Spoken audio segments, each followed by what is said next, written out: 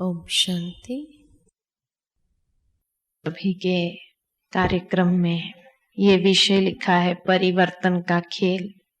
ये हिस्सा राजयोग शिविर के अंतर्गत भी इसीलिए रखा है क्योंकि कई बार कई लोगों की ये मांग होती है कि मैनेजमेंट से संबंधित कुछ बातें अगर बताई जाए सेल्फ मैनेजमेंट के विषय में तो बहुत ज्यादा अच्छा होगा।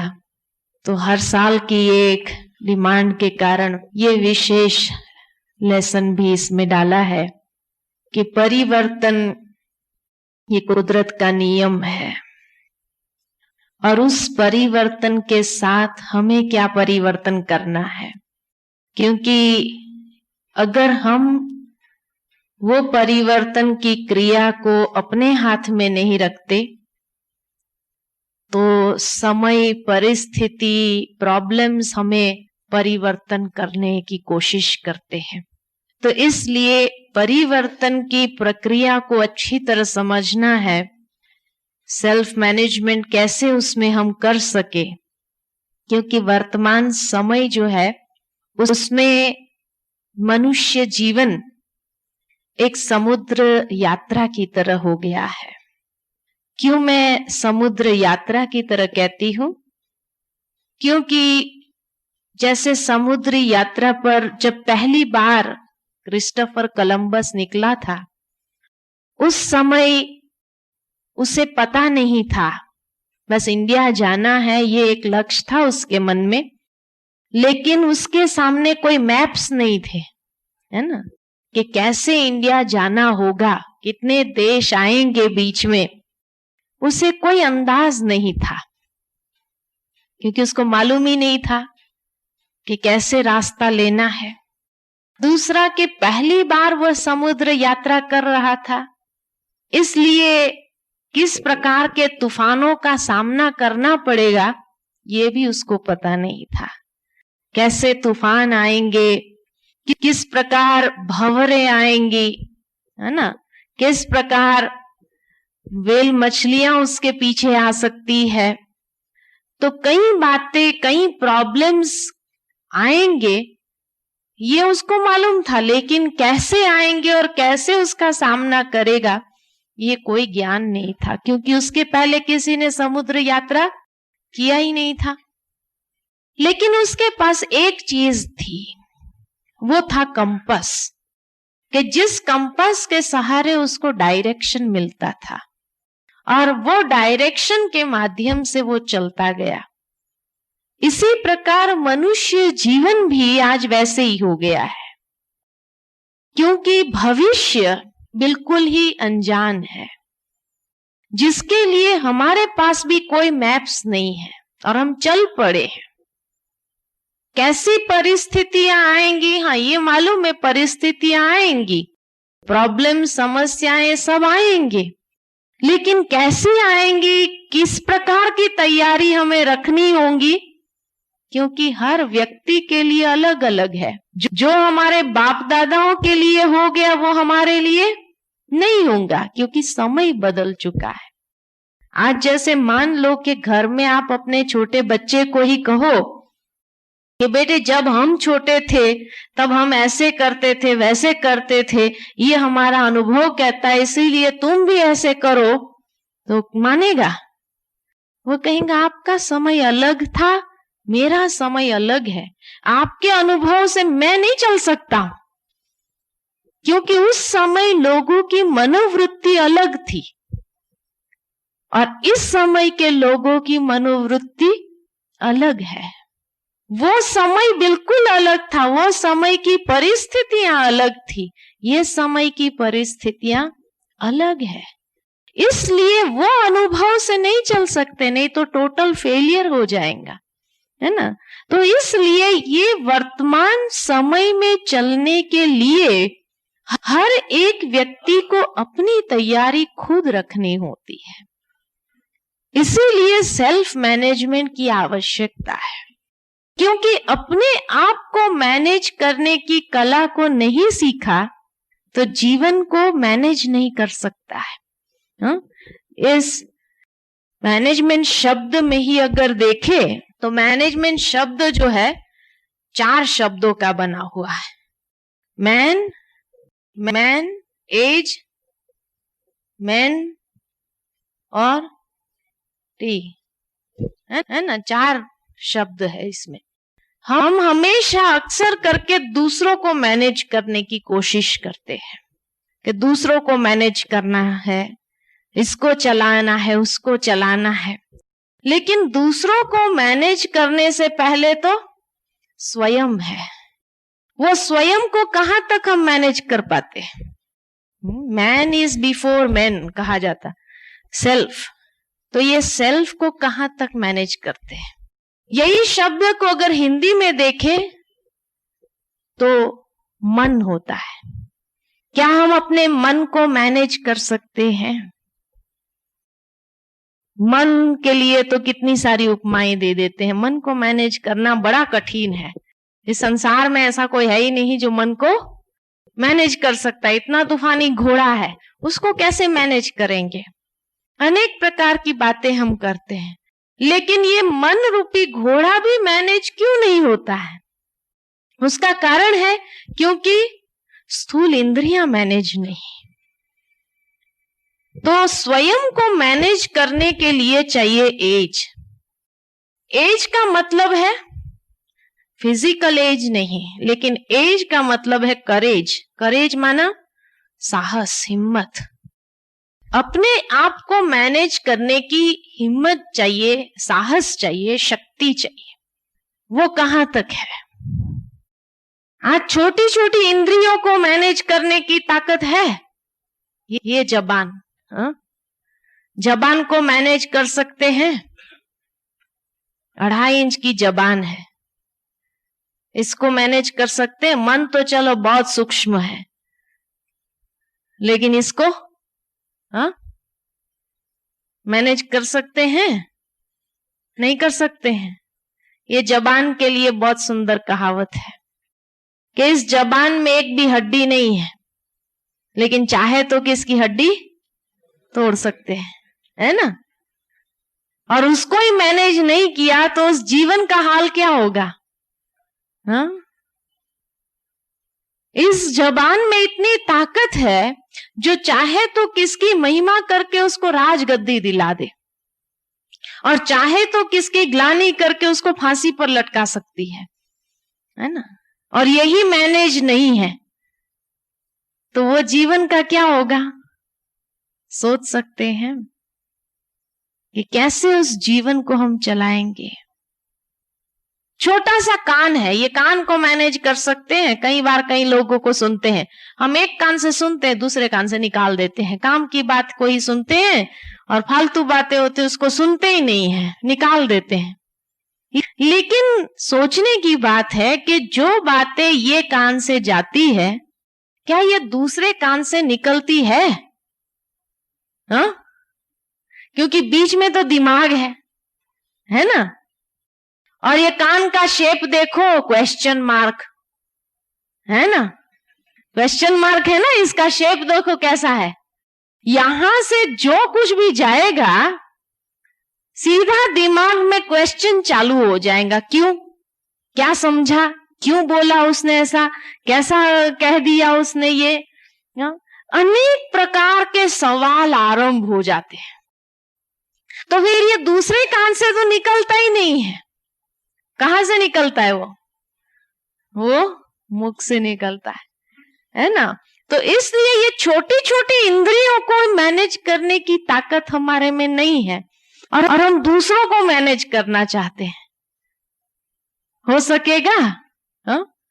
तो अपना मैनेजमेंट, सेल्फ मैनेजमेंट इस युग में बहुत जरूरी है, क्योंकि ऐसा समय आ रहा है कि अगर अपने आप को मैनेज नहीं कर पाए तो जीवन खत्म हो जाएगा।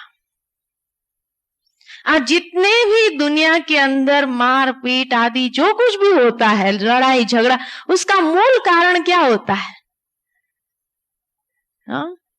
कुछ बोल दिया, कुछ सुनने में गलती हो गई, मिसअंडरस्टैंडिंग हो, फिर बाद में कहेंगे मिसअंडरस्टैंडिंग।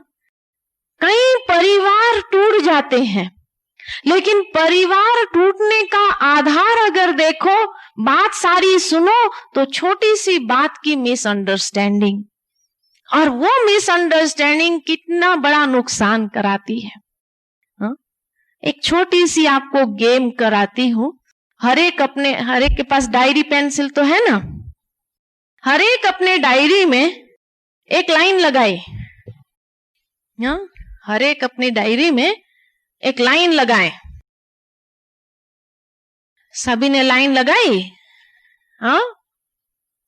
लाइन लगाए, और लाइन के दोनों कोने में, ये कोने और वो कोने में, अपने नाम का पहला और आखिरी अक्षर लिखे। लाइन के दोनों तरफ अपने नाम का पहला और आखिरी अक्षर लिखे। हर एक लाइन लगाएं और अपने नाम का पहला और आखिरी अक्षर दोनों एंड्स पर लिखे। लिख दिया सभी ने? सभी ने लिखा? समझ में आया ना मेरी बात को कि नहीं समझा? समझा ना सभी ने?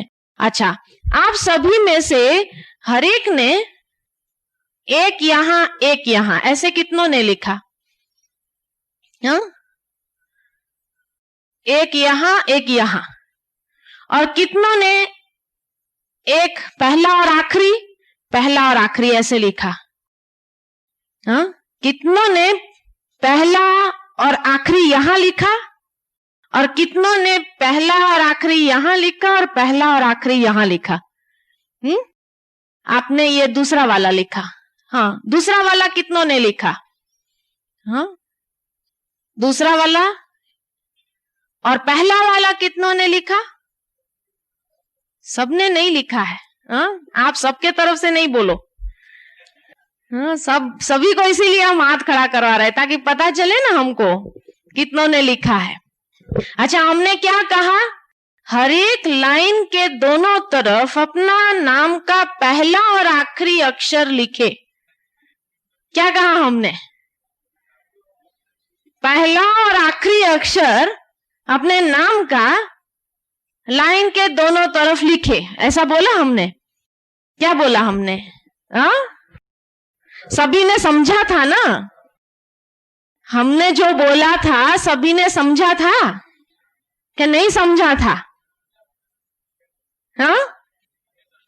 कि हमने गलत बोला? नहीं हो सकता है ना, या तो मैंने गलत बोला या आपने गलत सुना, या दोनों हो गया। मैंने भी गलत बोला, आपने भी गलत सुना।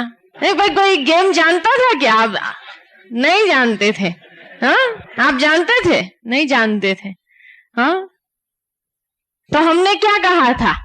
हमने कहा पहला और आखिरी दोनों तरफ लिखो। पहला और आखिरी दोनों तरफ लिखो।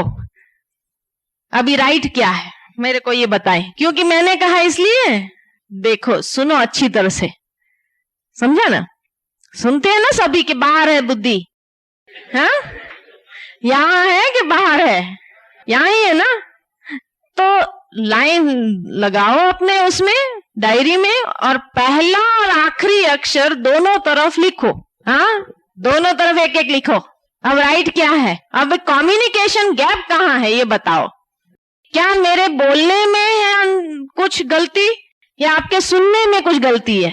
देखो, है छोटी सी बात, है ना? है छोटी सी बात, लेकिन ये रोज होती है। एक ने कुछ कहा, दूसरे ने अपनी रीति से समझा, काम हो गया गलती।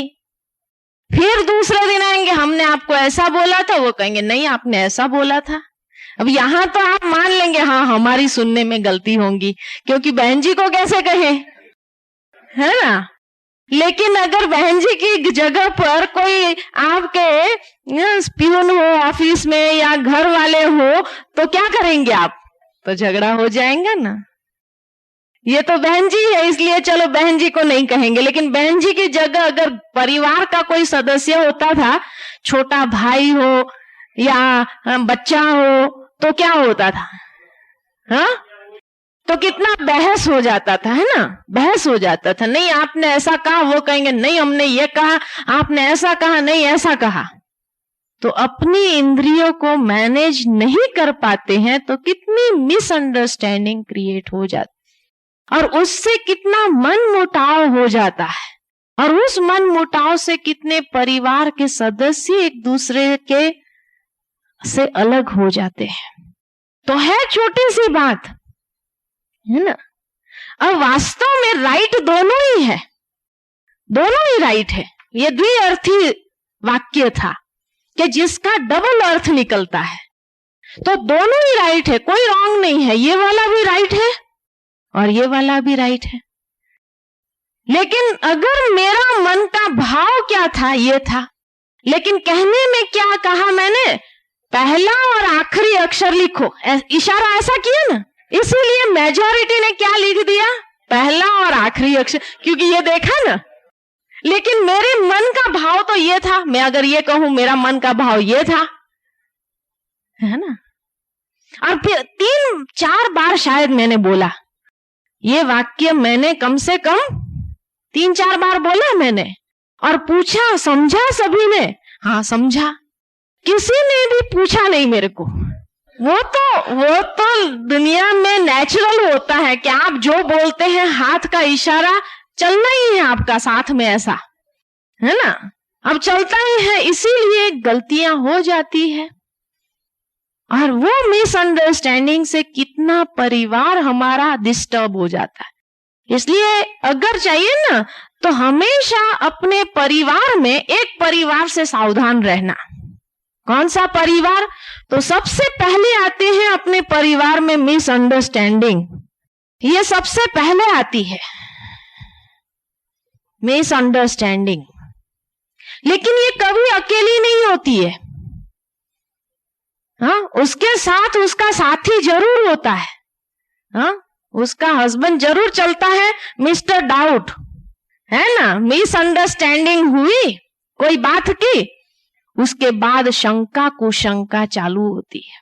किसी ने कुछ कहा, हमारी समझने में गलती हो गई, बाद में अगर बहस भी हुआ, उसके बाद भी, या बहस नहीं भी हुआ, तो शंका कुशंका चालू हो जाती है। और वो शंका कुशंका कितना परिवार खत्म कर। आज दुनिया के अंदर जितने भी डाइवोर्स केस आप सुन लो, उसके जड़ में छोटी सी मिसअंडरस्टैंडिंग होती है ऐसा। कोई भी परिवार अगर टूटे हैं, भाई भाई से अलग हुआ है, हम परिवार बाप बच्चे से अलग हुआ है, डिवोर्स केसेस हुए हैं, उसका अगर कहानी सुनो कि कहां से शुरू हुआ था, तो कोई भी मिसअंडरस्टैंडिंग, कोई छोटी बात होंगी, मिसअंडरस्टैंडिंग आई, और वो मिसअंडरस्टैंडिंग से मिस्टर डाउट आया, हाँ, वो साथ में ही चलता है। इतनी यूनिटी है इनमें, जितनी यूनिटी आपकी नहीं होंगी, इतनी यूनिटी इनकी है। इसीलिए हम कहते हैं जहां मिसअंडरस्टैंडिंग आती है ना, तुरंत क्लियर कर दो, उसको रखो नहीं मन के अंदर, क्योंकि उसके बाद ये आएगा। और उसके साथ उसके 3 बच्चे साथ होते ही है, हाँ, उसके 3 बच्चे कौन से मालूम है? मास्टर झा, हाँ, ये 3 बच्चे हैं उसके। मास्टर झा कौन है? जेलसी, हेट्रेड और एनिमोसिटी, ईर्ष्या, नफरत और वैर, ये 3 उसके बच्चे हैं। तो ये परिवार पूरा साथ जाता है, जहां जाता है, जिसके जीवन में जाता है, ये पूरा परिवार साथ में ही जाता है। ऐसा होता है ना, प्रैक्टिकल क्या समझते हैं कि नहीं होता है? हाँ बहन जी गलती से बोल रही है, होता है ऐसा? हाँ, बराबर बोल रही हूं, है ना। तो ये परिवार से हमेशा सावधान रहो, क्योंकि जहां ये परिवार घुसा वहां जीवन को तबाह कर सकता है। इसमें इतनी ताकत है, हाँ, जितनी आप में शक्ति नहीं है। इसीलिए आज के युग में सेल्फ मैनेजमेंट की आवश्यकता है, क्योंकि सेल्फ मैनेजमेंट नहीं है तो ये तुरंत आ जाएंगे, ये बैठे हैं तैयार, ये कलयुग का सबसे बड़ा अभिशाप है। ये परिवार सभी के जीवन में घुसने की कोशिश में लगा हुआ है ना। आध्यात्मिकता नहीं है, शक्ति नहीं है, तो ये जीवन तबाह कर सकता है। तो इसलिए स्वयं को मैनेज करने के लिए चाहिए करेज। दूसरा चाहिए मैच्योरिटी, समझदारी। ये भी नहीं है कि हर बार हमें ही अपने आप को मैनेज करना है, नहीं। कब, कहां, कैसे, किस वक्त, किस रूप से, कितने अंश तक मुझे अपने आप को मैनेज करना है, ये समझदारी चाहिए। अगर समझदारी नहीं है तो बोलते हैं, लेकिन गलत समय पर गलत चीज अगर बोल दिया जाए तो कितना नुकसान करती है। हाँ, अब जैसे एक वाक्य है, राम नाम सत्य है ना। कितना अच्छा है, राम नाम सत्य है। लेकिन अगर किसी की शादी पर अगर बोल दिया जाए तो कुछ नहीं बोला, राम नाम सत्य यही बोला हमने। तो मैच्योरिटी चाहिए, कब कौन सी चीज कहां बोलनी है, किस वक्त, कितने अंश में, किस विधि से बोलनी है, ये पूरी समझदारी चाहिए। मैच्योरिटी नहीं है तो व्यक्ति बहुत बड़ा धोखा जीवन में खाता है और फिर अपनी लाइफ को मैनेज नहीं कर सकता है। तीसरा है एक्सपीरियंस। एज माना एक्सपीरियंस, अनुभव। कहा जाता है जहां न पहुंचे रवि वहां पहुंचे कवि, और जहां न पहुंचे कवि वहां पहुंचे अनुभवी, है ना। अनुभव की बहुत बड़ी अथॉरिटी है, लेकिन अनुभव हर जगह थोप नहीं सकते हैं या उसका घमंड नहीं रख सकते हैं कि हाँ मेरा अनुभव ये कहता है, मैं ऐसा हूं वैसा नहीं। क्योंकि आज अगर दुनिया में देखे तो सबसे बड़ा प्रॉब्लम कौन सा है? हाँ, दुनिया में सबसे बड़ा प्रॉब्लम कौन सा है? क्या कहेंगे? ईगो प्रॉब्लम है, अभिमान, है ना। और कई बार जो अपना अनुभव होता है उसका अभिमान हमें आने लगता है, और वो अनुभव का अभिमान जितना बढ़ता है, हो सकता है कि व्यक्ति यही समझ रहा है कि इतना तो मेरा स्वमान है, स्वाभिमान है, ये तो होना ही चाहिए, इसको कैसे मैं छोड़ सकता हूं। तो समझ रहा है स्वमान, लेकिन होता है अभिमान। व्यक्त करने का तरीका जो होता है वो अभिमान दिखाता है, और इसीलिए काफी झगड़े आदि उत्पन्न होने का मूल कारण है अभिमान। अब अभिमान हमारे जीवन में आया है, इसका पता कैसे चले? अभिमान का पता कैसे चलता है? हाँ, क्या दूसरों को बोलो तो गुस्से से बोलो वो अभिमान है, हाँ? मेरापन, और मैं कहता हूं वही सच है, मैं ही कर सकता हूं। लेकिन हमको रियलाइज कैसे हो? स्वदर्शन से, हाव भाव से। हाँ, अगर देखा जाए तो अभिमान उसी शब्द में ही वो समाया हुआ है, उसका परख भी। अभिमान शब्द जो है दो शब्दों का बना हुआ है, अभि और मान, है ना। बड़े का अभिमान क्या होता है? अभी मेरी बात माननी चाहिए, हाँ, अभी मेरी बात माननी चाहिए, और नहीं माना तो गुस्सा। क्या समझता है मैं इतना बड़ा हूं, मेरा अनुभव ये कहता है मैं ऐसा हूं, अभिमान हो गया ना।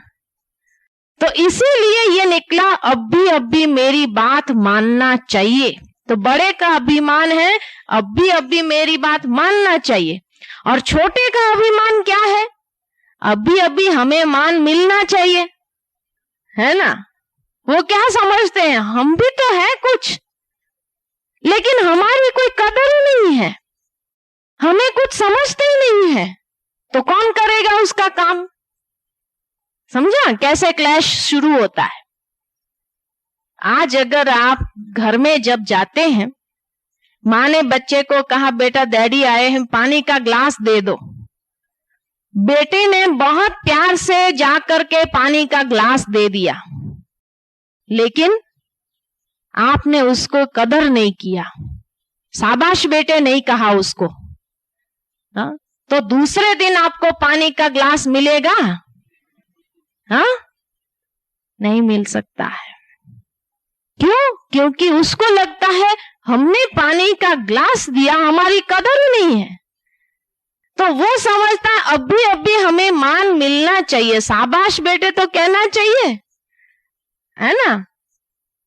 और अगर दे दिया आपने शाबाश बेटे उसको कहा, तो दूसरे दिन उसको कहना पड़ता है तुम पानी का ग्लास लेके जाओ, वो अपने आप दौड़ के लेके आएगा पानी का ग्लास। तो आज छोटे को अभी मान चाहिए, और बड़े का है कि अभी मेरी बात मानना चाहिए, है ना। अब ये दो अभिमान टकराते हैं। अब जब ये दो अभिमान टकराते हैं, उसका सॉल्यूशन हो सकता है? उसका कोई सॉल्यूशन नहीं। तो इसलिए अनुभव है आपके पास, बहुत अच्छी चीज है, लेकिन वो अनुभव का अभिमान नहीं होना चाहिए। अनुभवी बहुत बड़ी एक खान है, जरूर है, लेकिन अगर उसी के आधार पर अपनी आदत बना दी, जीवन बना दिया। एक छोटा सा उदाहरण देती हूं कि जैसे कई बार मछली घर नहीं होते, छोटे छोटे घर में, घरों में लोग रखते हैं मछली घर, एक छोटा सा, उसमें 2-4 मछलियां होती है। तो एक छोटा सा मछली घर था, उसमें एक ही मछली थी, और रोज एक बच्चा जो है उसको कोने में खाना डालता था, और मछली ने भी आदत बना दी थी कि वो कोने में ही मुझे खाना मिलेगा। तैरती थी, आती थी, वो कोने से खाना लेती थी और फिर तैर जाती थी। अब ये उसका अनुभव बन चुका था कि रोज मुझे यही कोने से खाना मिलना है और मैं यहां से खाना लेती हूं अपना। एक दिन वो बच्चे को शैतानी सूझी, तो वो मछली और खाने के बीच में उसने एक पतला सा ग्लास, ट्रांसपेरेंट ग्लास डाल दिया। अब वो मछली खाना देख सकती है, लेकिन जैसे ही लेने आती है उसका नाक जो है लगता है उस कांच में और वो ले नहीं सकती है। फिर वापस जाती है, फिर आती है, फिर टकराता है नाक उसका। उसको लगता है कि आज दिन तक मेरा अनुभव कहता है यहीं से मुझे खाना मिला, खाना मुझे दिख रहा है, लेकिन खाना ले नहीं सकती है। अब क्या होता है, एक दिन वो मर गई।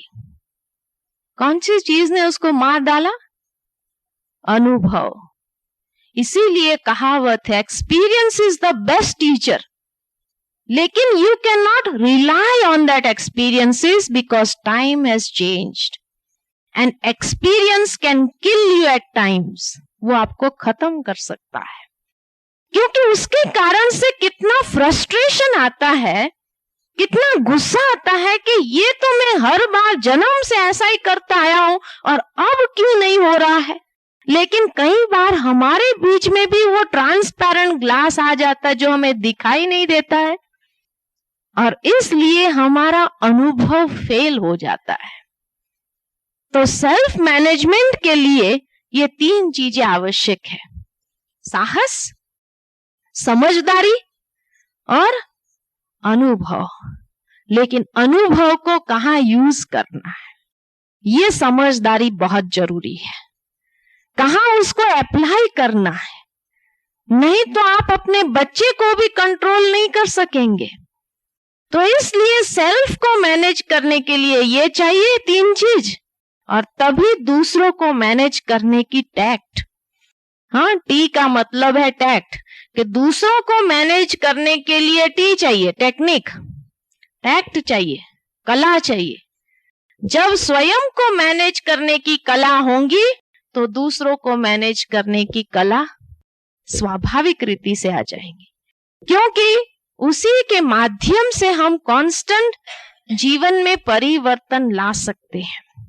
नहीं तो अगर परिवर्तन की क्रिया नहीं चल रही है जीवन में तो नवीनता नहीं, और इसीलिए कई लोग जीवन में ऊबने लगते हैं, परेशान हो जाते हैं, क्योंकि परिवर्तन जो चाहिए वो कई लेवल पर चाहिए। ऐसे नहीं कि एक लेवल पर ही चलेगा, 4 लेवल पर चाहिए परिवर्तन। क्या होता है कि हम व्यवहारिक रूप में परिवर्तन लाने की कोशिश करते हैं, अपने बिहेवियर में, अपने कर्म में, एक्शन में परिवर्तन लाने की कोशिश कर रहे हैं।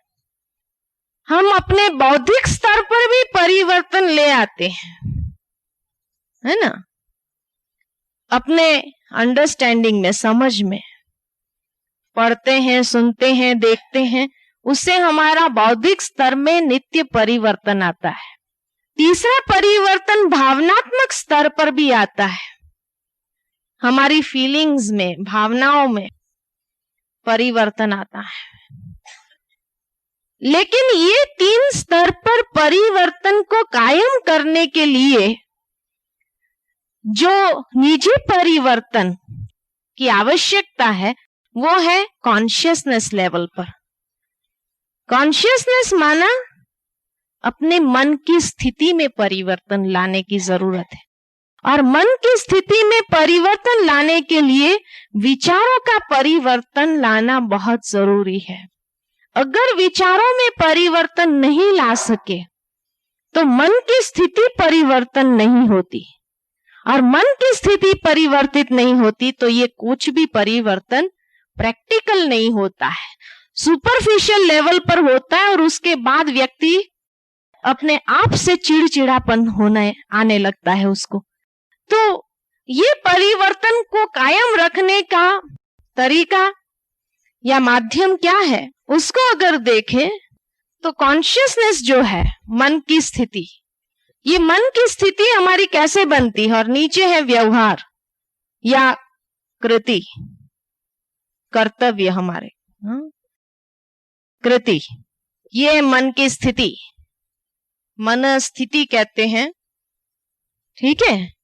अब मन की स्थिति और कृति के अंदर बहुत बड़ा गैप है, अंतर है, लेकिन इसको चलाने वाली बातें कौन सी है?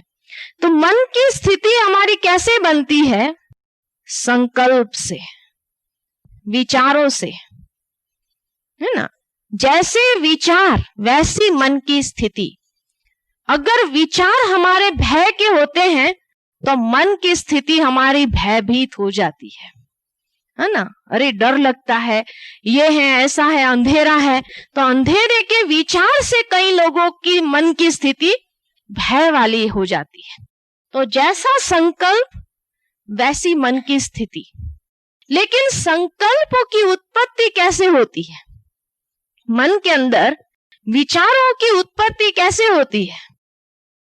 जो क्वालिटी के विचार होते हैं वैसी हमारी मन की स्थिति की क्वालिटी बन जाती है।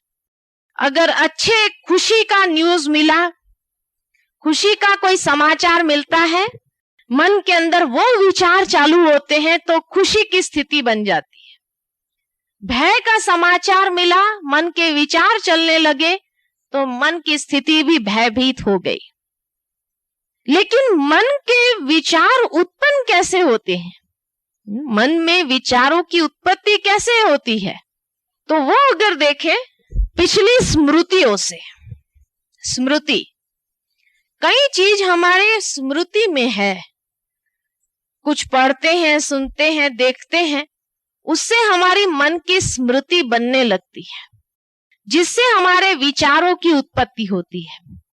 जैसे अगर उदाहरण दूं आपको मैं, कि एक बार हम बाजार जा रहे थे, वहां हमने देखा कि एक बुजुर्ग व्यक्ति था जो रास्ते के एकदम किनारे चल रहा था, है ना। वो अपने रास्ते पर था, किसी को डिस्टर्ब भी नहीं कर रहा था।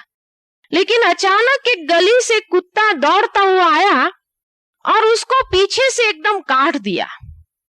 वो गिर गया और इतना जोर से उसने पकड़ा था कि लोग इकट्ठे हो गए और उस कुत्ते को जोर जोर से हटाया उसको वहां से। वो इतना चिल्ला रहा था, खून निकलने लगा। ये सब मैंने दृश्य देखा। अब कुछ लोगों ने रिक्शा बुलाई, उस बुजुर्ग को बिठाया, हॉस्पिटल लेके गए।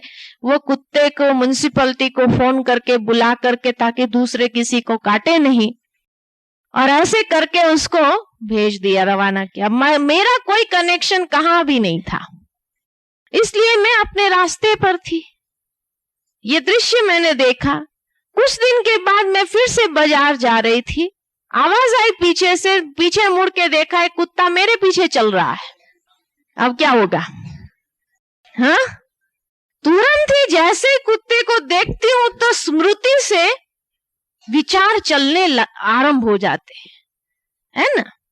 और इसीलिए मैं क्या करती हूँ, मेरी मन की स्थिति भय की हो गई और मैं क्या करती हूँ, दौड़ना। और मैं अगर दौड़ेंगी तो कुत्ता क्या करेगा? तो क्या करना चाहिए मुझे? उसको हटाने की। मैं जानती हूं कि सभी कुत्ते कोई काटने वाले नहीं है ना। कुत्ते के बहुत सारे गुण हैं, इतना वफादार है, इतना अच्छा है, मालिक का आज्ञाकारी होता, सब कुछ हम जानते हैं। 100 अच्छी बातें हैं, लेकिन एक बात मैंने उसकी देख लिया था, काटते हुए, है ना। अब मुझे हर कुत्ते के प्रति ये बन गया, मेरी मनोवृत्ति बन गई। तो जैसी मेरी मन की स्थिति होगी, मेरी मनोवृत्ति वैसी बनने लगेंगी। हर कुत्ते के प्रति मेरी मनोवृत्ति बदल गई, परिवर्तित हो गई। और जैसी मेरी मनोवृत्ति वैसा मेरा दृष्टिकोण, या वैसी मेरी दृष्टि। हर कुत्ते के प्रति मेरी दृष्टि बदल गई है। जैसी दृष्टि वैसी कृति, है ना। अब मैं एक सहेली के घर जाती हूँ, वो अपने घर में एक पालतू कुत्ता ले आई है, और बाहर उसने गेट पर निशान लगा दिया, कुत्तों से सावधान। अब मैं अंदर जाऊंगी? नहीं जाएंगे ना। आवाज लगाती हूँ उसको गेट से ही, मुझे अंदर आना है, इसलिए तुम अपने कुत्ते को बांध दो। उसने कहा कि ये तो पालतू कुत्ता, ये कुछ नहीं करेगा, तुम आ जाओ अंदर। मैं कहते नहीं, कुत्ते पर भरोसा नहीं होता है। मैंने अपनी आंखों से देखा है उसको काटते हुए। उसने कहा चलो मैं खड़ी हूं ना, कुछ भी करेगा तो मैं हूं ना। अच्छा, उसके ऊपर विश्वास रख करके मैं अंदर गई। अब जैसे एक नए व्यक्ति को घर में आता हुआ देखता है कुत्ता, हाँ, वो क्या करेगा? भौंकने लगा। तो उसके मालिक ने कहा बस चुप बैठ तुम। तो चुप हो गया, आज्ञाकारी था, चुप हो गया। लेकिन वो फिर भी पीछा छोड़ता नहीं है, क्योंकि उसको मालूम है कि ये मालिक के साथ बहुत ये कर रहा है, बात कर रहा है, माना ये घड़ी घड़ी आ सकता है। समझदार होता है ना कुत्ता तो बहुत। तो मुझे ये व्यक्ति को अच्छी तरह से पहचान लेना चाहिए कौन है। तो क्या करेगा? सूंघेगा। और जैसे उसने अपना नाक मेरे पैरों के पास लाया, वो बुड्ढे को कहां से काटा था? पैरों से, है ना। तुरंत संकल्प, स्थिति, मनोवृत्ति, दृष्टि और कृति क्या हो जाती है कि या तो मैं चिल्लाएंगी जोर से, या तो मैं एक कदम पीछे हट जाएंगी, है ना, या तो मैं उसको लात मार देंगी। ये कृति है मेरी, है ना। और ये कृति के कारण मेरा व्यक्तित्व पूरा बदल जाता है, क्योंकि जैसी कृति होती है वैसा ही व्यक्तित्व, पर्सनालिटी। मेरी सहेली मुझे कहती है तुम पहले तो ऐसी नहीं थी, हाँ, तुम बदल गई है, ये क्या हो गया तेरे को? मैं कहती हूँ नहीं नहीं, मैं तो वैसी ही हूं, हाँ, मेरे अंदर कुछ नहीं बदला है। लेकिन वो कहते नहीं नहीं, तुम पहले ऐसी नहीं थी, तुम्हारा व्यक्तित्व बदल रहा है। और वो व्यक्तित्व जो परिवर्तन हो रहा है, वो फिर से मेरा संस्कार बन करके मेरी स्मृति का एक हिस्सा बनने लगता है। तो बार बार ये स्मृति रेनफोर्स होती है, मजबूत होती जाती है। और ये एक साइकिल जो पॉजिटिव था कुत्ते के प्रति, वो नेगेटिव हो गया, क्योंकि एक साइकिल बन गया ना। तो इंफॉर्मेशन स्मृति में बाहर से आती है, बाहर से बातें आती है, सुनते हैं, पढ़ते हैं, देखते हैं, हाँ, तो उससे हमारी स्मृति में वो जाता है इंफॉर्मेशन। अब ये साइकिल सिर्फ कुत्तों के साथ नहीं है, यही मनुष्य के साथ भी होता है ना। हम अपने घर में बहुत शांति से बैठे हैं और कोई काम कर रहे हैं और इतनी एकाग्रता से हम वो काम कर रहे हैं, अचानक एक व्यक्ति आता है कोई पुराना दोस्त ही आया, उसने कहा कि कैसे हो, क्या चल रहा है, क्या हो रहा है, हाँ परिवार वाले कैसे हैं, जैसे जनरल बात होती है वैसे उसने किया। उसके बाद उसने एक सवाल पूछा मुझे, आप मिस्टर एक्स को जानते हो? मैंने कहा बहुत अच्छी तरह से, और जितनी भी अच्छी बातें उसकी थी मैंने बोल दी। लेकिन आज की दुनिया में लोगों का इंटेंशन पता नहीं चलता है। वो अगर मदद कर रहे हैं तो किस लिए मदद कर रहे हैं, है ना। इसलिए मैंने उसको पूछा क्यों, कुछ हुआ क्या? उसने एक कहानी सुनाई कि कैसे उसने समझा था मिस्टर एक्स बहुत अच्छा व्यक्ति है और इसलिए उसकी मदद लिया, और मदद लेने के बाद उसके अंदर के इंटेंशन जो थे वो गलत थे, और उस कारण से उसने कैसे उसको धोखा दिया और कैसे उसको एकदम फंसाया, और इस प्रकार से फंसाया, इतना टेंशन हो गया है उसके लिए, जो उसको अब लगता है नाहक उसकी मदद लिया। पहले से अगर उस व्यक्ति को अच्छी तरह से जानता था तो अच्छा होता था, और आज इतना बड़ा प्रॉब्लम हो गया है जो बात मत पूछो। अच्छा, ये सारा समाचार 10 मिनट का सुना करके उसने तो अपने आप को खाली कर दिया और वो चला गया। अब मैं वो एकाग्रता से काम कर सकती हूँ, ये स्मृति के अंदर बातें गई, उसके बाद इतनी एकाग्रता से हम काम कर सकेंगे? नहीं कर सकते। और मेरे विचार चलने लगते हैं, क्या सचमुच मिस्टर एक्स ऐसा होगा, है ना। और मैं अपनी स्मृति से खोद खोद करके हर वो इंसिडेंट निकालती हूँ जब जब मिस्टर एक्स ने शायद कुछ किया हो सकता है वही उसका मतलब हो, लेकिन उस समय वो सक्सेसफुल नहीं हुआ, है ना। अब मैं ये सोचने बैठती हूँ तो 20-25 मिनट निकल जाती है, मुझे पता ही नहीं चलता है, 20-25 मिनट निकल गई, और 25 मिनट के बाद मिस्टर एक्स आता है। क्या है, कैसे हैं, क्या चल रहा है, ये हो रहा है, हाँ परिवार वाले सब कैसे हैं। अब मिस्टर एक्स को मैं कैसे देखती हूँ, मेरी मनोवृत्ति उसके प्रति क्या है, मेरी मन की स्थिति कैसी है, क्योंकि संकल्प मेरे चल रहे थे। उसने बहुत लाइट मूड में है, वो बहुत ही अच्छी रीति से आया है क्या नहीं, ये वो, हाँ। फिर अचानक वो काम देखा जो मैं कर रही थी, उसने कहा ये क्या है। मैंने कहा नहीं, ये काम कर रही थी, थोड़ा एकाग्रता ज्यादा चाहिए उसके अंदर, हाँ। उसने कहा लाओ मैं मदद करता हूं, मैं फ्री हूं, लाओ मैं मदद करता हूं। अब मैं उसकी मदद लूं, क्या करूंगी, लेना चाहिए नहीं लेना चाहिए, हाँ। क्या करेंगे आप लोग, क्या करेंगे मेरी जगह पर होगे, लेना चाहिए और देखना चाहिए, और फिर अगर गड़बड़ हो गई तो नहीं, मैं अवॉइड करती हूँ उस समय तो, कि नहीं बाद में हो जाएगा, चलो बहुत दिन के बाद आप आए हैं, बैठ के बातें करते हैं, है ना, अवॉइड कर लेते हैं। उसने ये समझा कि ये व्यक्ति ने कभी मुझे मना नहीं किया, आज उसने मना कैसे किया, जरूर कोई बात उसके अंदर है। अब वो खोदना चालू करता है मेरी स्मृति को, क्या बात है। अब हो सकता है निकल आए और हो सकता है नहीं भी निकले, और जितना उसको छिपाने की कोशिश करते उतना ज्यादा उसको लगता है जरूर कोई बात है ना।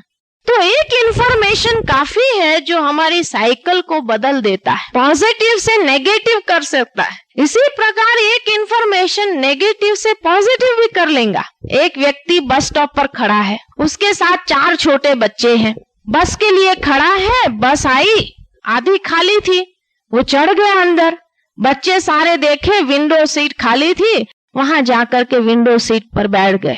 जैसे ही बस चालू हुई वो बस के सीट के ऊपर कूदने लगे, आवाज करने लगे एक दूसरे को, सारे बच्चे 6 साल से नीचे थे, तो लोगों को न्यूसेंस लगा, दूसरे पैसेंजर जो बैठे थे न्यूज बस में, उसको लगा ये व्यक्ति कैसा है, सारे बच्चों को लेके चलता है, उसको मैनेज करना नहीं आता है। हाँ, कम से कम सभ्यता तो सिखानी चाहिए। आपस में बातें कर रहे हैं कि बाहर निकलते हैं, बस में बैठते हैं तो कैसे चलना चाहिए, उसको यही अक्ल नहीं है। आखिर एक व्यक्ति से सहा नहीं गया, वो उठ करके आया, उसने कहा भाई साहब ये सारे बच्चे आपके हैं? बोला हाँ मेरे बच्चे हैं। तो कहा आप उनको थोड़ी सभ्यता क्यों नहीं सिखाते हो कि बस में या बाहर जाते हैं तो कैसे होना रहना चाहिए, ये सीट पर चढ़ रहे हैं, कूदाकूद कर रहे हैं, कैसे है? उस व्यक्ति ने कहा इस वक्त में अपने आप को ही मैनेज कर रहा हूं। कहा क्यों, क्या हुआ? अब 1 घंटे पहले मेरी पत्नी ने शरीर छोड़ा, अभी तक बॉडी हॉस्पिटल में पड़ी है, ये बच्चे वहां तूफान कर रहे थे, उसको घर छोड़ने जा रहा हूं, फिर वापस आऊंगा बॉडी लेने के लिए। इस वक्त में ये बच्चों को कैसे समझाऊं कि उनकी मां नहीं रही है। अब जैसे ही सारे पैसेंजर को ये इंफॉर्मेशन का पता चलता है, क्या होता है? हाँ, सहानुभूति, है ना, सहानुभूति होती है। एक व्यक्ति को लगता है बेचारे बच्चे, है ना, वो अपने बच्चे के लिए बिस्किट का पैकेट लेके जा रहा था, उसको लगा ये बेचारे सुबह से भूखे होंगे, ऐसे ही होंगे, वो सबको बांट दिया। तो मन की स्थिति परिवर्तन हो गई। स्मृति में जैसे ही गया इंफॉर्मेशन कि उनकी मां नहीं रही है, विचार बदल गए, मन की स्थिति बदल गई, मनोवृत्ति बदल गई बच्चों के प्रति। जो न्यूसेंस लग रहे थे अभी सहानुभूति हो गई, दृष्टि बदल गई, बेचारे हो गए बच्चे, कृति बदल गई, बिस्किट बांट दिया सबने, हाँ, या जो उनके पास था बच्चों को खुद संभालने लगे। तो एक इंफॉर्मेशन काफी था पूरी साइकिल को बदलने के लिए, चाहे पॉजिटिव से नेगेटिव करने में, चाहे नेगेटिव से पॉजिटिव करने में। आप सोचो सारे दिन में हमको कितना समाचार मिलता रहता है, हमारी स्मृति में सुबह से रात तक कितनी इंफॉर्मेशन जाती है, कितनी जाती है? बहुत जाती है। सुबह उठते हैं, अभी तो चाय का ग्लास हाथ में है, नहाए धोए भी नहीं है, लेकिन सबसे पहले पूछेंगे आज का न्यूज़पेपर आया कि नहीं आया, और वो न्यूज़पेपर लेकर के कौन सी इंफॉर्मेशन मिलती है? अधिकतर ऐसे नहीं कि सारे न्यूज़पेपर में वही होता है, अच्छी चिंतन वाली बातें भी होती है ना, ऐसे कॉलम अच्छे हाँ चिंतन के आते हैं न्यूज़पेपर। लेकिन ह्यूमन टेस्ट क्या है? कितने स्कैम हुए, कितने स्कैंडल हुए, कितने घोटाले हुए, कितना ये हुआ, कितना वो हुआ, हाँ, वो पढ़ लेते हैं। और जिस दिन पेपर में ऐसी कोई बात ना हो तो आज कोई दम नहीं है पेपर में, है ना। तो देखो जो इंफॉर्मेशन हम ले रहे हैं अपने स्मृति में दे रहे हैं, न्यूज़पेपर पढ़ने के बाद फिर वर्ल्ड न्यूज देखो, वर्ल्ड न्यूज में क्या आता है? वही वर्ल्ड लेवल पर भी यहाँ वॉर चल रही है, यहाँ ये हो रहा है, यहाँ ऐसा हो रहा है, वैसा हो रहा है, उसी को भर दिया। और इतनी सारी इंफॉर्मेशन भरने के बाद साइकोलॉजी ये बताती है कि मनुष्य की स्मृति जो है, मेमोरी जो है, 2-3 घंटे तक एब्जॉर्ब कर लेती है और उसके बाद वो एब्जॉर्ब करना बंद करती है, उसके बाद निकालना चालू करती है। जो लिया है अंदर वो निकालना चालू करती है। तो 2-3 घंटे सुबह सुबह जो हमारी मेमोरी में भर दिया स्मृति के अंदर, 10 बजे के बाद ऑफिस में निकालना चालू करते हैं, है ना। इसलिए 10 बजे के बाद जो मिलता है उसके बाद अच्छा सुना, वो समाचार सुना, हाँ ऐसा सुना। और लोग भी वहां, मेरे को किसी ने बताया ऑफिस में वही व्यक्ति के पास अधिक भीड़ मिलेगी या उसी व्यक्ति के पास अधिक दोस्त होते हैं या मोहल्ले में या जहां भी, कि जिसके पास सारे मोहल्ले का समाचार होता है कि किसके घर में क्या हो रहा है, किसके बहू बेटे का क्या हुआ, उसके माँ बाप का क्या हुआ, उसके यहाँ सारे लोगों का समाचार। और लोग भी वहां बैठ जाते, अच्छा फिर क्या हुआ, फिर क्या हुआ, फिर क्या हुआ, है? और वो कहानी चलने लगती है। तो जो अंदर गया वही निकलता है। और कितनी बार हम रिपीट कर करके सुनाते रहते हैं फिर सारे संसार की बातें उसमें आ जाती है। आधा घंटा व्यक्ति अगर वहां बैठेगा तो सारे संसार की बातों का डिस्कशन वहां हो जाता है ना। तो इसीलिए देखो, व्यक्ति का व्यक्तित्व बदल रहा है, परिवर्तन हो रहा है। लेकिन कोई अगर हमें कहता है कि तुम बदल गए, पहले जैसे नहीं थे, पहले जैसे नहीं रहे, तो हम क्या कहते हैं? हम तो वही है। तुम्हारी दृष्टि बदल गई है ना, हम तो वही है। लेकिन नहीं, सचमुच हम बदल रहे हैं। और कौन सी चीज हमें बदल रही है? जो हमारे अंदर इंफॉर्मेशन जाती है। आज टेलीविजन पर भी अच्छे अच्छे प्रोग्राम आते हैं, लेकिन मनुष्य देखना कौन सा पसंद करते हैं? लोग कंप्लेन भी करते हैं। हाँ, आज कई माँ बाप आकर सुनाते हैं हम लोगों को कि आजकल टीवी में ऐसा प्रोग्राम आता है जो बहन जी बाप बच्चे इकट्ठे बैठ के देख नहीं सकते हैं, ऐसे प्रोग्राम। लेकिन देखते हैं तभी तो मालूम पड़ा है ना। इकट्ठे बैठ के देख नहीं सकते हैं, लेकिन देखते हैं तभी तो मालूम पड़ा ना, अंदर गया है। तो ये स्मृति के अंदर जो जा रहा है, अब जैसा इनपुट होगा तो आउटपुट क्या रहेगा? हाँ, पॉजिटिव रहेगा, नेगेटिव होगा। इनपुट अगर नेगेटिव है तो आउटपुट क्या रहेगा? नेगेटिव ही होगा। इनपुट पॉजिटिव है ही नहीं तो आउटपुट पॉजिटिव कैसे रहेगा? आज बच्चों को आप यहां कंट्रोल करना चाहते हैं, उनके बिहेवियर को कंट्रोल करना चाहते हैं, उनके कर्मों को कंट्रोल करना चाहते हैं, उनकी कृति को बदलना चाहते हैं। लेकिन आप अपने बच्चे को बदल सकते हैं? उसके व्यवहार को बदल सकते हैं? नहीं, क्योंकि यहां कंट्रोल करने का कोई मतलब नहीं। उसके अंदर जो जा रहा है उसको कंट्रोल नहीं किया, फिर यहां वो बदलेगा कैसे? आपके डर से या आपके सामने वो नहीं भी करे, लेकिन आपके पीछे करेगा, लेकिन करेगा जरूर। तो इसलिए किसी को भी हम यहां परिवर्तन नहीं कर सकते। अगर ये साइकिल हम देखें आज, क्योंकि जितना ये साइकिल नेगेटिव चलता है, जितना ये साइकिल नेगेटिव चलता जाता है, उतना टेंशन बनता जाता है। टेंशन और कोई चीज का नाम नहीं है। टेंशन माना अपने भीतर का मैकेनिज्म नेगेटिव हो गया। अगर टेंशन महसूस हो रहा है तो इसका मतलब हमारा पूरा मैकेनिज्म नेगेटिव है। अब मुझे ये मैकेनिज्म को तोड़ना है। समझा कि हाँ नेगेटिव है जरूर, अब इसको तोड़ना है और पॉजिटिव बनाना है, तो कहां से तोड़ेंगे? इंफॉर्मेशन को कैसे बंद करेंगे? आप आंखें बंद करके थोड़ी चलेंगे, न्यूज़पेपर नहीं पढ़ेंगे, कैसे चेंज करेंगे? क्योंकि मनोवृत्ति तो ऑटोमेटिक इससे बनती है और ये ऑटोमेटिक इससे बनता है।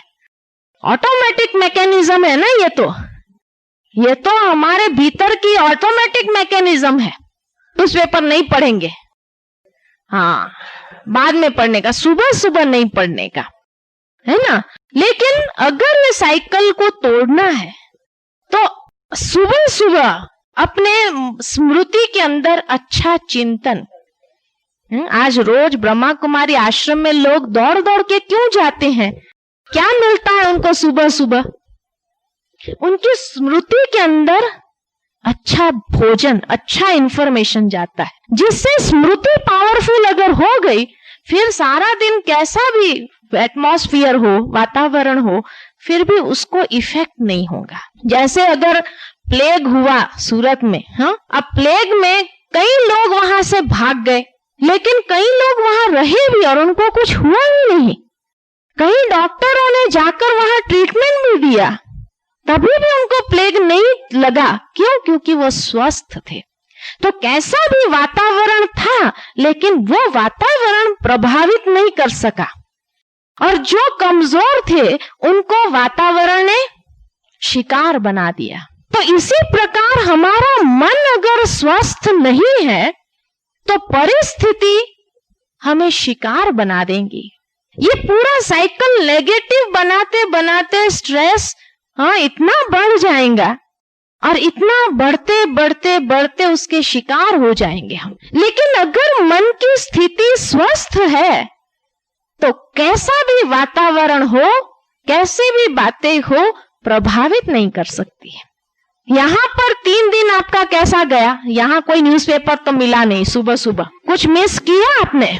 हाँ, मिस किया किसी ने, और सुबह से लेकर अच्छा इंफॉर्मेशन ही जाता रहा, तो कैसे दिन बीते आपके? ये 3 दिन कैसे लगे आपको? स्वर्ग में लगा? हाँ, जैसे धरती पर अगर स्वर्ग देखना हो, कोई कनेक्शन नहीं दुनिया से हमारा, है कोई कनेक्शन? पूरी दुनिया से हम अलग दुनिया के अंदर आकर के बैठे हैं। जो दुनिया में क्या हो रहा है किसको मालूम, और न जानने की हमें जिज्ञासा है कि भले जो होना है वो होगा, हमें क्या मतलब, हम तो अच्छी तरह से बैठे हैं, है ना, सेफ बैठे हैं, शांति में बैठे हैं, तो जीवन में क्या चाहिए? शांति ही चाहिए। तो ये 3 दिन कैसे लगे आपको? न्यूज़पेपर नहीं मिला, टीवी नहीं मिला, हाँ, फिर भोजन यहाँ तो प्याज लहसुन बिना का मिला, फिर कुछ मिस किया लाइफ में आपने, क्योंकि बहुत सी चीजें नहीं मिली आपको, आपके दोस्त नहीं मिले, तो मिसिंग हुआ, कुछ कमी महसूस किया जीवन में कि कुछ कमी है हमारे जीवन में, ऐसा महसूस किया? बोलते नहीं इसका मतलब है? क्योंकि उससे बहुत गुना अधिक पाया, इसलिए वो कमी महसूस नहीं हुई, क्योंकि उसकी जगह भर गई थी। अपने जैसा लगा आपको, जैसे हमने खोया, तो खोने का तो दुख होता है, दुख हुआ तो उसको खोया नहीं कहेंगे, पाया भी है लेकिन खोया कुछ भी नहीं, क्योंकि खोना माना दुख होना, तो दुख हुआ किसी को? दुख तो हुआ नहीं, तो खोया तो है ही नहीं, पाया ही पाया है ना। फिर कल जाना होगा, या इसीलिए खुश है कि कल जाना है, ये सही है, इसीलिए कोई बात नहीं, 3 दिन में कुछ खोया नहीं। हाँ, इसीलिए सुबह सुबह भले आप वहां जाओ भी, लेकिन मन की स्थिति को अगर स्वस्थ बनाना हो, मन को अगर मजबूत बनाना हो, अपनी स्मृति को मजबूत बनाना हो, तो स्मृति में सवेरे सवेरे वहां जो भी ज्ञान की बातें मिलती है, उससे मन को स्वस्थ बना दो। फिर दिन भर में कैसा भी वातावरण में अगर जाएंगे तो वो हमें प्रभावित नहीं कर सकता है, और उससे हमारा ये साइकिल पॉजिटिव ही रहेगा। आज हम लोग भी जीते तो वही दुनिया के अंदर है, आश्रम कहाँ है? दुनिया से अलग हटके थोड़ी है, कोई जंगलों में तो है नहीं, वही शहर के बीच में है। तो शहर के बीच में होते हुए भी जैसे बहनों का मन देखो हमेशा खुश है, हमेशा आनंद में है, शक्ति है, उसके चेहरे के ऊपर वो तेज है, कैसे निकला ये सब, कैसे हुआ? तो वो चीज हम अपने जीवन में भर दे तो वो जीवन कैसा हो जाएगा, है ना, वो व्यक्तित्व कैसा बन जाएगा। तो हर एक अपना व्यक्तित्व कैसा बनाना चाहते हैं, पॉजिटिव या नेगेटिव? पॉजिटिव।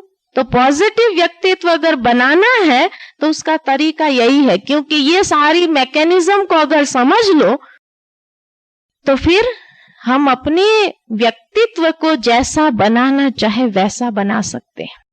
परिस्थिति हमारे व्यक्तित्व का निर्माण न करे, प्रॉब्लम्स हमारे व्यक्तित्व का निर्माण न करे, लेकिन हम खुद जैसा बनाना चाहे वैसा उसको बनाए। ये परिवर्तन का खेल समझना है, समझा ना, कि ये परिवर्तन का प्रोसेस कैसे ऑटोमेटिक चलता है हमारे जीवन में। और ये है सेल्फ मैनेजमेंट, क्योंकि ये कौन मैनेज करेगा? दूसरा कोई कर सकता है? मुझे ही करना पड़ेगा, यही सेल्फ मैनेजमेंट है। सार जो है सेल्फ मैनेजमेंट का यही है। फिर वो तो लंबा कोर्स है, क्योंकि उसमें एक एक बात बहुत डिटेल में लेते हैं, उसका भी मैकेनिज्म कैसे चलता है, वो सारी बात बहुत डिटेल में चलती है। लेकिन पूरा सेल्फ मैनेजमेंट का एसेंस, सार जो है यही है कि सेल्फ मैनेजमेंट हमें खुद करना है और कोई नहीं कर सकता है। ठीक है? अच्छा, ओम शांति।